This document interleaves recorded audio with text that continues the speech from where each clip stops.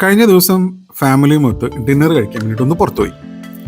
അപ്പോൾ വെയിറ്റർ ആദ്യം തന്നെ ഒരു ബോട്ടിൽ വാട്ടറായിട്ട് വന്നു. ഇപ്പോൾ എല്ലായിടത്തും ആദ്യം എത്തുക ഈ ബോട്ടിൽഡ് വാട്ടർ ആണല്ലോ.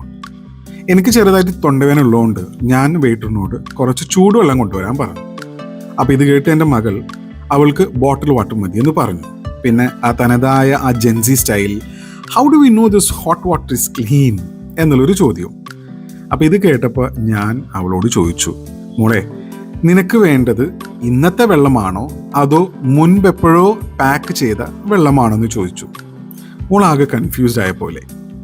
കാര്യങ്ങൾ കുറച്ചുകൂടി ഡീറ്റെയിൽഡ് ആയിട്ട് ഞാൻ പറഞ്ഞു കൊടുത്തു.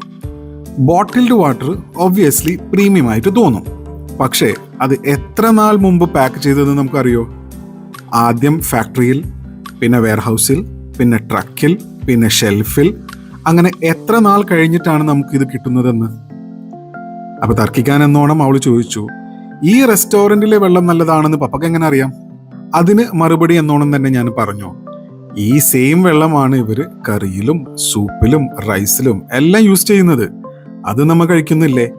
അതുപോലെ ചൂടുവെള്ളം റെസ്റ്റോറൻറ്റിൽ സെയിം ഡേ തന്നെ ബോയിൽ ചെയ്തതാണ്. നിങ്ങളാണ് എൻ്റെ സ്ഥാനത്തെങ്കിൽ എന്ത് ചെയ്തേനെ? താഴെ ഒന്ന് കമന്റ് ചെയ്യുക. ഇത് നിങ്ങളുടെ മക്കൾക്ക് ഷെയർ ചെയ്ത് കൊടുക്കുക. അവരും അറിയട്ടെ അവർ കുടിക്കുന്ന വെള്ളത്തിന്റെ സ്റ്റോറി എന്താണെന്ന്.